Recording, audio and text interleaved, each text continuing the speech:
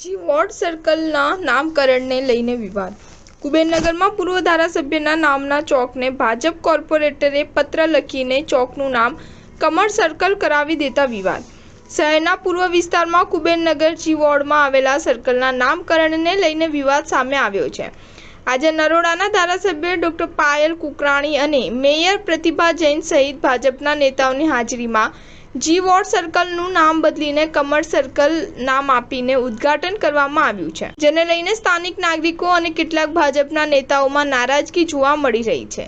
આ ચોકનું નામ દેશપ્રેમી પૂર્વ ધારાસભ્ય રામ ટહેલ રામ રાખવામાં આવે તેવી માંગણી સ્થાનિકો, નાગરિકો અને ભાજપના ધારાસભ્ય તેમજ કોર્પોરેટર દ્વારા કરવામાં આવી હતી.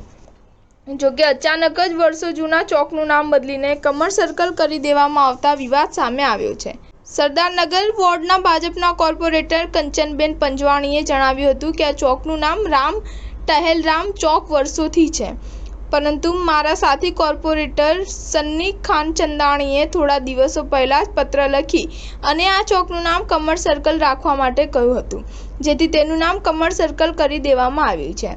જ્યારે સન્ની ખાનચંદાણીએ જણાવ્યું હતું કે આ સર્કલનું નામાભિધાન કરવામાં આવ્યું છે. માત્ર ફુવારાનું નામ કમળ સર્કલ રાખવામાં આવ્યું છે. જે ફુવારો બનાવવામાં આવ્યો છે તેનું નામ રાખવામાં આવ્યું છે. ચોકનું તો કોઈ નામ હતું જ નહીં. અમે તેને જી વોર્ડ સર્કલ તરીકે ઓળખતા હતા. જ્યારે ભાજપના અન્ય કોર્પોરેટર સુનેશ દાણાણીએ જણાવ્યું હતું કે આ સર્કલનું પહેલાથી કોઈ નામ જ નથી. સ્ટાર ન્યૂઝ 7 હંમેશા સચ્ચાઈની સાથે.